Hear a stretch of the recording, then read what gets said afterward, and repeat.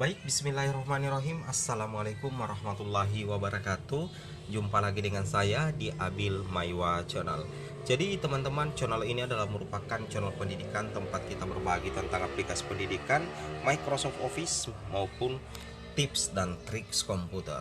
Jadi pada video kali ini Bapak Ibu ya, kembali lagi admin akan mencoba mengupdate berita terbaru untuk rekan-rekan guru sekalian terkait 5 info mendesak ya, pola terbuka tertutup dari BKN dan Kemendikbud terkait penentu guru P1, P2, P3 umum mengisi formasi P3K melalui halaman SSC-ASN. Tentunya informasi ini kami dapatkan di sumber yang cukup terpercaya Bapak Ibu ya. Oleh karena itu sebelum kita melanjutkan informasi ini, Bapak Ibu yang belum tekan tombol subscribe ya, silahkan tekan tombol subscribe dan aktifkan lonceng notifikasi agar Bapak Ibu bisa mendapatkan update informasi setiap hari dari kami. Baik Bapak Ibu ya, kita langsung saja to the point ke informasinya. Di sini Bapak Ibu bisa memperhatikan ya, ini terkhusus untuk pelamar P1 atau guru yang sudah lolos PG. Pada saat Bapak Ibu akan login di SSC-ASN nantinya Bapak Ibu itu akan ada dua kemungkinan ya, akan ada dua kemungkinan. Yang pertama itu Bapak Ibu mendapatkan penempatan, atau yang kedua Bapak Ibu tidak mendapatkan penempatan. Ketika Bapak Ibu mendapatkan penempatan di halaman SSC-ASN, maka Bapak Ibu bisa langsung melakukan proses pemberkasan dan kemudian diangkat untuk bertugas di sekolah penempatan sebagai ASN P3K. Ini simple bagi yang ada kuota penempatannya di tahun 2022. Sedangkan bagi rekan-rekan guru honorer lolos PG yang tidak mendapatkan penempatan nantinya, itu di SSC-ASN-nya akan muncul keterangan tidak mendapatkan penempatan atau belum dapat ditempatkan. Itu Bapak Ibu diberikan dua opsi, apakah Bapak Ibu turun prioritas atau Bapak Ibu bertahan sebagai guru honorer dan otomatis masuk dalam daftar tunggu. Seperti itu Bapak Ibu ya. Nah, di sini kita bisa lihat Bapak Ibu guru yang terhormat. Nah, di sini Bapak Ibu bisa memperhatikan bahwasanya untuk pendaftaran SSC ASN P3K Guru tahun 2022 inilah yang nantinya dilalui oleh pelamar P1 ya. Saya ulangi, inilah nantinya alur di SSC ASN P3K Guru tahun 2022 yang akan dilalui oleh pelamar P1 turun ke pelamar P2 atau P3. Nah, jadi pertama-tama Bapak Ibu akan mengunjungi login pendaftaran SSC ASN. Nah, bagi P2 dan P3 ya. Setelah itu bagi yang sudah memiliki akun, Bapak Ibu langsung login untuk reaktivasi akun di halaman https sscasnbkn.co.id. Tetapi ketika Bapak Ibu belum memiliki akun, maka Bapak Ibu akan melakukan proses pembuatan akun terlebih dahulu. Nah, ketika Bapak Ibu sudah melakukan reaktivasi akun ya, Bapak Ibu kembali akan melakukan proses pemutahiran biodata diri. Ini yang sangat penting ya, bagi P1 yang turun P2 P3, kemudian bagi P2 dan P3 murni, Bapak Ibu akan melakukan pemutahiran data. Ya, di sini Bapak Ibu akan melakukan update biodata Bapak Ibu ya. Selanjutnya setelah melakukan pemutahiran data, Bapak Ibu akan memilih formasi untuk mengikuti seleksi ya. Jadi Bapak Ibu akan memilih formasi untuk mengikuti seleksi. Kemudian setelah itu Bapak Ibu melakukan resum pendaftaran. Resum pendaftaran itu akan menghasilkan sebuah portofolio tentunya Bapak Ibu ya.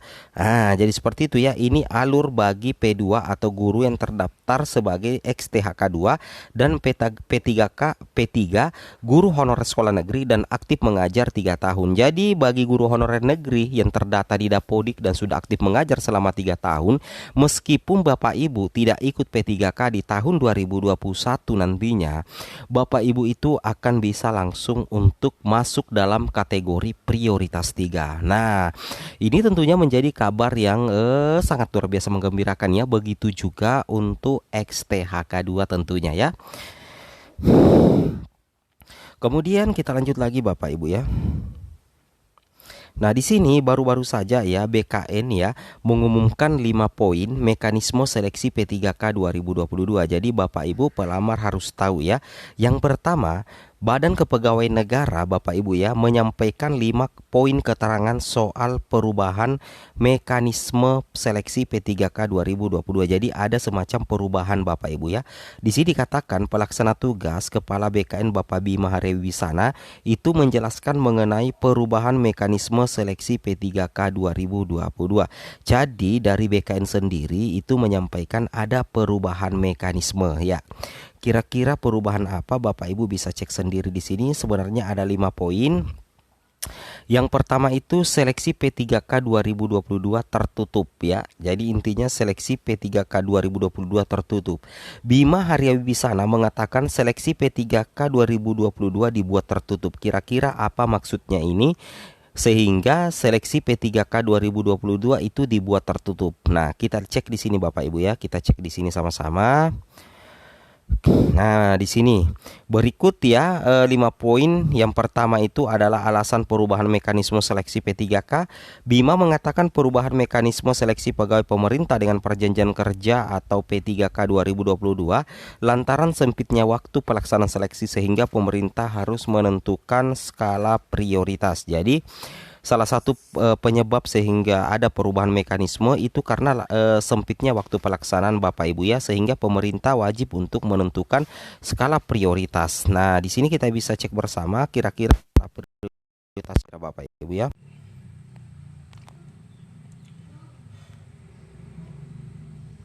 Artinya hanya honorer dan formasi tertentu yang bisa mendaftar.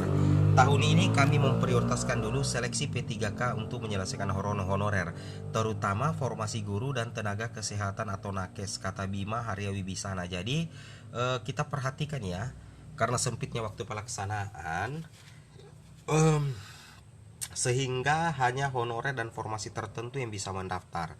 Jadi untuk tahun ini yang akan diprioritaskan Bapak Ibu adalah formasi guru dan juga tenaga kesehatan ya. Nah, ini langsung dikatakan oleh Pak Bima ya, hari Rabu tanggal 28 September ya 2022 tentunya ya. Oke, kemudian di sini kita bisa cek lagi.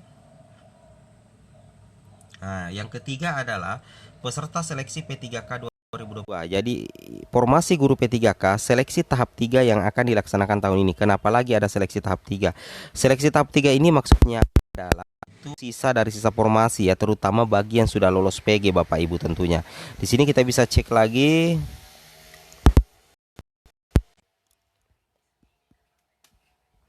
Di sini Bapak Ibu bisa melihat pesertanya adalah guru lulus PG. Nah, itu yang dikatakan ya, maksudnya adalah yang akan diselesaikan adalah guru lulus PG, baik dari honorer K2, guru honorer negeri, lulusan PPG, dan guru swasta. Juga honorer K2 dan guru non-ASN di sekolah negeri dengan masa pengabdian minimal 3 tahun dan terdata di Dapodik. Bagi guru honorer negeri, ketika Bapak Ibu terdata di Dapodik dan masa kerja minimal 3 tahun, otomatis Bapak Ibu itu masuk dalam prioritas 3. Itu keunggulan ya, itu adalah salah satu keistimewaan yang Bapak Ibu punya.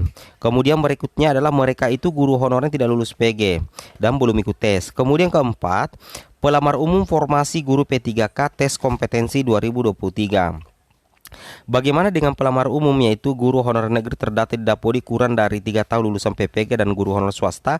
Bima Harya menyampaikan mereka kompetensi pada 2023. Nah, jelas di sini Bapak ya, bahwasanya nantinya untuk pelamar umum itu akan dites di tahun 2023. Jadi menjadi kabar gembira bagi guru lulus PG di tahun 2022 karena akan menjadi prioritas tertentu ya. Sedangkan untuk pelamar umum kemungkinan besar itu akan dites kompetensi nantinya di tahun 2023.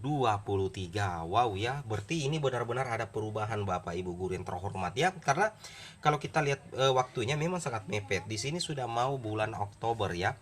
Jadi tahun ini mereka hanya bisa mendaftar dan menjalani seleksi administrasi ya. Jadi untuk pelamar umum formasi guru tahun ini belum dites kompetensi karena waktunya tidak cukup. Bima menegaskan belum adanya seleksi kompetensi P3K 2022 untuk pelamar umum tahun ini karena terganjal anggaran ya. Jadi ada pelamar ya tahun 2023, di tahun 2022 yang nantinya itu ditesnya nanti di tahun 2023 Bapak Ibu ya.